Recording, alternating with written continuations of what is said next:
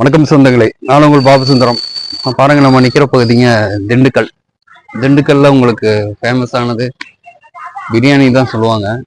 அந்த பிரியாணியை விட நம்ம ஒரு சூப்பரான ஒரு இடம் என்னன்னு கேட்டிங்கன்னா, இந்த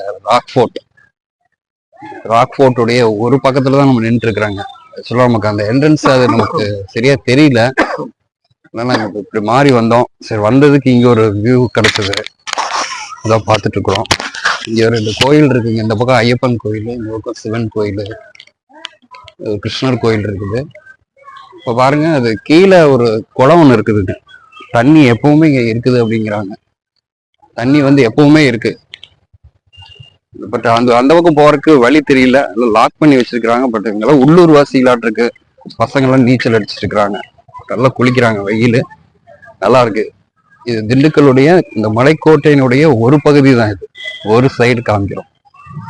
இதுக்கு என்ட்ரன்ஸ் வந்து வேற பக்கம் போனோம். ஸோ நம்ம இந்த பக்கம் வந்தனால இந்த பதிவு மட்டும் நம்ம காமிக்கிறோம். ஸோ நீங்களும் வந்தீங்கன்னா இதோடைய முழு தகவல் நீங்க தெரிஞ்சுக்கலாம். நன்றி, வணக்கம்.